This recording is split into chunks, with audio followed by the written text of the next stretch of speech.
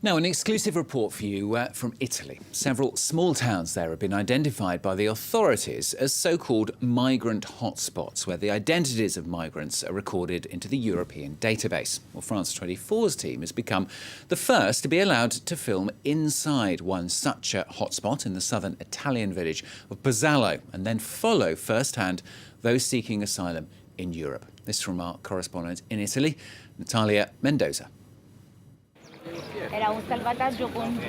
We had an awful rescue operation with 10 inflatable dinghies. This has become routine for Captain Tognazzoni. For over 6 years now, he has been on duty in Pozzallo, in the south of Sicily, one of the main entrance points for candidates looking for asylum. We've seen the number of landings increase, especially since summer started. We haven't stopped since March. Here in Pozzallo, we have 1 or 2 landings per week. 280 people have been rescued in the Mediterranean. They come from Syria, Afghanistan or Eritrea. As soon as they land on Italian soil, they're photographed by the police, and the most fragile amongst them are monitored by the healthcare staff. There's a young man with a foot wound and 2 pregnant women. One is Syrian and is traveling with her family. The mother is not going to hospital. She doesn't need to. For the time being, she's doing well. This family that left Syria to escape from the war is hoping to settle in Europe. But for that, they need to be identified here in Italy. The family is therefore immediately transferred by bus to a hotspot, a registration centre dedicated to new arrivals. We make our way there too.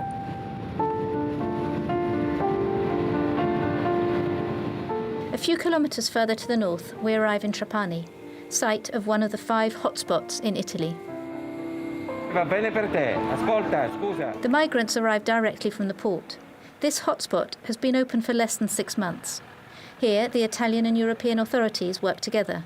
Their objective, to speed up the identification process to avoid losing track of these people. The first controls are carried out by staff from Frontex, the European Union Agency for Borders. Take that and write down your first and last name. The Frontex agents make a pre-identification of our guests. They take their first and last names, date of birth and nationality. One by one, they have their photo taken, including the young ones. Your name, please? Damara. Then follows a one-to-one interview with Italian immigration officers. This woman came from Sudan. She crossed the Mediterranean on her own with her 5 children, in the hope of a better life. I asked the little boy, how was the sea? He said, it's dangerous. I said, what do you mean by that? How is it dangerous? He replied, death. We have seen death. I told him, don't worry. Here in Italy, it will be peaceful. Now we'll take her blood pressure because she hasn't eaten. Every migrant will undergo a full medical examination, like these women who have fled from Guinea. My parents forced me into marriage. I said that I didn't like the husband, but I was forced. I had to marry the man. Is that why you fled? Yes. After a psychological checkup, representatives of international humanitarian organisations inform the migrants of their rights and their obligations, the most important being to leave their fingerprints in Italy, because they entered the European Union through Italy.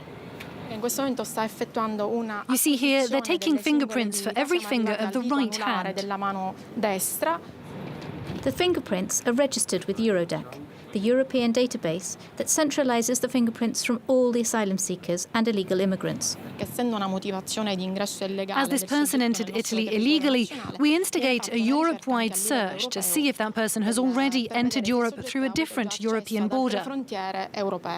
According to the Dublin regulation, migrants identified in Italy cannot apply for asylum anywhere else. In 6 months, this centre has already registered the fingerprints of more than 8,000 migrants. We identify nearly 100% of immigrants that arrive. We're doing it for Europe. Everything is a priority. Public order, the information given to these people. the health and humanitarian aspects. The hotspots allow the authorities to differentiate between Syrian or Iraqis and the others, because they benefit from relocation quotas within the member states of the EU.